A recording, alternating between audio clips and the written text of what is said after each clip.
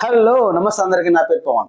ఈరోజు ఎపిసోడ్ చూస్తే కనుక మీలో ఎంతమందికి నాగ్ సార్ది హోస్టింగ్ వర్స్ట్గా అనిపించింది, నచ్చలేదు, బయాస్డ్ అనిపించింది? పృథ్వీ సైడ్ మాట్లాడినట్టు క్లియర్గా తెలిసిపోతుంది. ఎందుకంటే ఇద్దరు తప్పున్నప్పుడు ఇద్దరిని చెడమడ తిట్టాలి.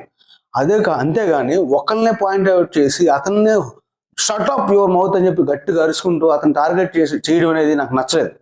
నేను గౌతమ్ సైడ్ నుంచి మాట్లాడట్లేదు, అండ్ పృథ్వీ కోపం అని మాట్లాడట్లేదు. కానీ ఓన్లీ పృథ్వీకి ఒత్తాసు పలికినట్టు మాట్లాడడం అనేది అసలు నాకు నచ్చలేదు. ఇది ఫస్ట్ టైం నాకు నాగ్ సార్ది హోస్టింగ్ అనేది వరస్ట్ అనిపించింది, నాకు నచ్చలేదు నాకైతే కనుక.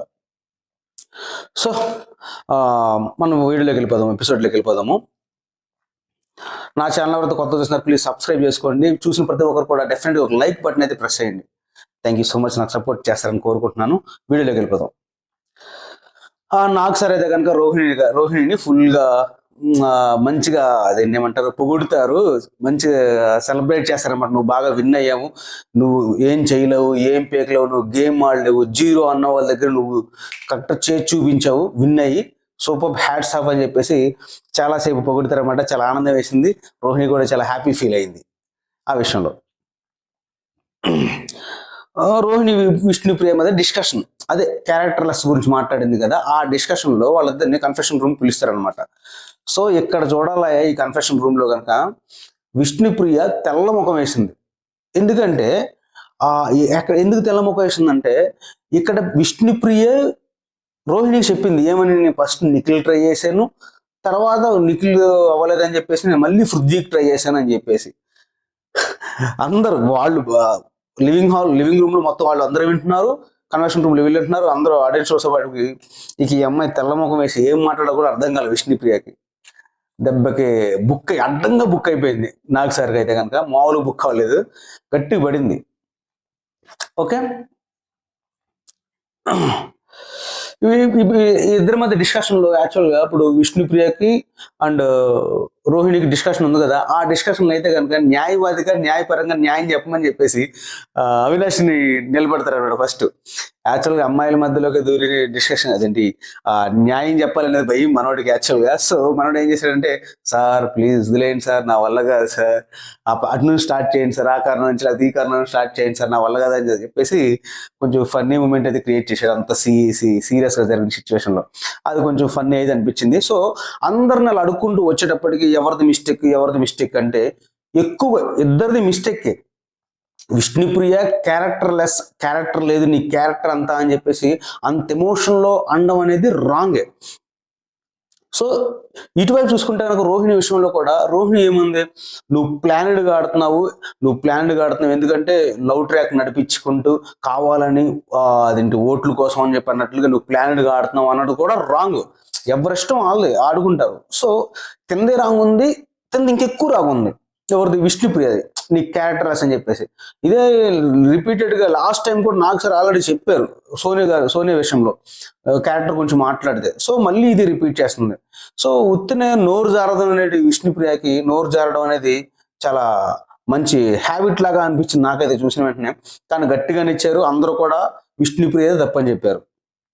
సో లాస్ట్ వచ్చేటప్పటికి ఎక్కువ శాతం మంది విష్ణుప్రియ తప్పు, ఇద్దరు తప్పు కానీ ఎక్కువ శాతం విష్ణుప్రియ తప్పు అని చెప్పేసి లాస్ట్ కంక్లూజన్ అయితే ఇచ్చారనమాట. ఇంకోసారి దీనికైతే నాకు సార్ కరెక్ట్ ఓడి చెప్పారు. కోపంలో ఉన్న ప్రతిసారి ఎవరైనా సరే నోరు టంగ్ స్లిప్ అయితే మాట్లాడితే తప్పులే వస్తే ఇంకెక్కువ మాట్లాడదాం. సో కోపంలో ఉన్నప్పుడు కొంచెం ఆలోచించి మాట్లాడాలి, చూసి మాట్లాడాలి అని చెప్పేసి నాకు సార్ అయితే కనుక ఈ ఒక్క విషయంలో కొంచెం బయాస్డ్గా కాకుండా పర్ఫెక్ట్గా చెప్పారు అని అనిపించింది. గౌతమ్ పృథ్వీ విషయంలో అసలు చెప్పలేదు, నాకైతే నచ్చలు అసలు మన గౌతమ్ అనే మాటలు. ఎందుకంటే చెప్తా చూడు, గౌతమ్ని డిస్కషన్ చేసుకుంటున్నారు కదా, ఈ సిచ్యువేషన్లో మన పృథ్వీ బొచ్చు కూడా పేకలరని అన్నారు. మనడు ఫస్ట్ క్లారిటీ మొత్తం చెప్తా. First of all Gautam interfere అయ్యి మాట్లాడుకుంటూ వస్తున్నాడు, తర్వాత పృథ్వీ వచ్చి మాట్లాడుకుంటూ వస్తున్నాడు. ఫస్ట్ కిలికింది మాట్లాడి రైజ్ చేసింది గౌతమ్ గ్రూప్ గేమ్ ఆడుతున్నారు అని చెప్పేసి దాని కంక్లూజన్ అడుక్కుంటూ వచ్చి ముందుకు వచ్చుకుంటూ ఫస్ట్ మాట్లాడుకుంటూ ముందుకు రాకూడదు అంటే వాడు అని నోరు జారింది మాత్రం వాడికేంటి చెప్పేది, వాడికేంటి ఎక్స్ప్లెనేషన్ ఇచ్చేది అని చెప్పేసి పృథ్వీ ముందు నోరు జారాడు అనమాట.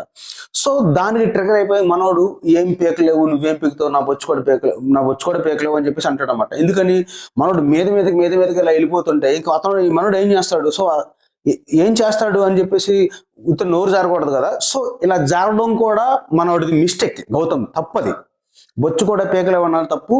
అంతే తోడుగా మన పృథ్వీది కూడా సంథింగ్ పేకలే ఉంటున్నావు కదా, పీకి చూపిస్తాను సరిపోయేది, కానీ ఇది కూడా నా బొచ్చు పీకలేవు అని చెప్పి సాతి మీద వెంట్రుకలు పీకి చేయడం కూడా చాలా తప్పు. సో ఇక పేకలు ఇవ్వడం ఎంత తప్పు, ఇతను కూడా అంతే తప్పు ఉంది. సో ఇద్దరిని తిట్టాలి. కానీ పృథ్వీ గౌతమ్ని షట్ అప్ యువర్ మౌత్ అని చెప్పేసి చాలా ఎమోషనల్ గా తిప్పితే పాపం గౌతమ్ ఏం మాట్లాడక సరే సార్ నాకు ఏం చెప్పలేక సరే ఎగితే సరే నేను సైలెంట్గా ఉంటా, నోరు మూసుకుంటా సార్ ఇక్కడ నుంచి ఇంకేం మాట్లాడినా సరే మీరు మాట్లాడొద్దంటే కనుక అన్న స్టేజ్కి వచ్చేటప్పటికి నాకు కూడా కొంచెం అయితే బాధేసింది. ఎందుకంటే కరెక్ట్గా పాయింట్ అవుట్ చేస్తున్నారే గౌతమ్ని అని చెప్పేసి. నాకు సార్ తిట్టాలి, అతను కూడా తిట్టాలి, పృథ్వీని కూడా. బట్ తిట్టకుండా ఒక్కడినే తిట్టడం అనేది కరెక్ట్ కాదు. ఏదో గౌతమ్ చుట్టూ షటప్ యువర్ మౌత్ నువ్వు ఇంటర్ఫీర్ అవుతున్నావు అని చెప్పేసి తిట్టేసి మళ్ళీ ఆడియన్స్ ఏమైనా అనుకుంటారేమో ఉద్దేశంతో మాట్లాడినట్టుగా నాకు సార్ నువ్వు కూడా పృథ్వీ నువ్వు ఇంటర్ఫీర్ అవుతున్నావు, నువ్వు కూడా ఇలా ఇంటర్ఫీర్ అవ్వకూడదని చెప్పేసి సింపుల్ ఒక మాట చెప్పేశారు అంతే. అంటే ఇక్కడ ఎవరు వత్తాసు పలికినట్టు, పృథ్వీకి వత్తాసు పలికినట్టు. నాకైతే కనుక ఫస్ట్ టైం నాకు సార్ అయితే కనుక హోస్టింగ్ అనేది నాకు నచ్చలేదు, కొంచెం వరస్ట్ అనిపించింది, బయాస్డ్ అనిపించింది. ఎవరి సైడ్ మన పృథ్వీ సైడ్ తిడితే ఇద్దరు తిట్టలో ఇద్దరు కామ్గా ఉండాలి. అంతేగాని ఒక పాయింట్ అవుట్ చేసుకుంటే అతను పాపం ఏం అనలేని స్థితిలో కూడా గౌతమ్ నేను సరే సార్ సైలెంట్గా ఉంటే ఇంకేం మాట్లాడలేను అని చెప్పేసి భయంగా మాట్లాడాల్సి వచ్చింది. నాకైతే ఇది ఒకటైతే బాగా నచ్చలేదు. మీరేమనుకున్నారు డెఫినెట్గా కమెంట్ అయితే చేయండి.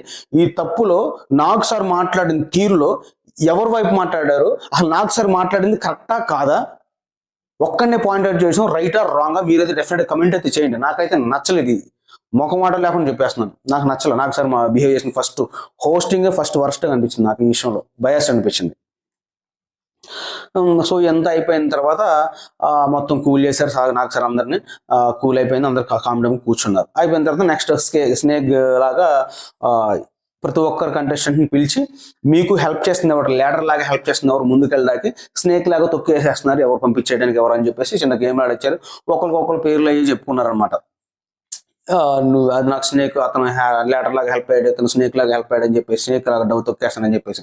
సో ఎక్కువ వచ్చేటప్పటికి లాస్ట్ ఎక్కువ శాతం గౌతమ్ అండ్ నిఖిల్ అనేవాళ్ళు స్నేక్ అయ్యారనమాట. సో ఇక నాకు సార్ ఒక బాంబు అయితే పేల్చారు. అదేంటంటే రేపు అంటే టుమారో సండే మీ ఇద్దరిలో ఒకరికి ఒక బాంబు అయితే పేలబోతుంది, బిగ్ బాంబు ఒకటి పేలబోతుంది. అది ఎవరికైనా తెలియదు, ఏంటని చెప్పను, రేపు చెప్తానని చెప్పేసి ఒక షాకింగ్ వర్డ్ అనేది చెప్పారనమాట. ఎందుకంటే దాంట్లో రేపొద్దున ఏం ఉండకపోవచ్చేమో ఐ థింక్, నాకు తెలిసినంత వరకు. ఎందుకంటే రేపొద్దున ఎపిసోడ్ ఇంట్రెస్టింగ్ కావాలి కాబట్టి ఆడియన్స్కి ఇలా అని ఉండొచ్చేమో ఐ థింక్ అనుకుంటున్నాను. పెద్ద ఎఫెక్ట్ బాంబు అయితే అయి ఉండకపోవచ్చు అని నా ఉద్దేశం. సో ఇది ఈరోజు జరిగిన ఎపిసోడ్ అనమాట.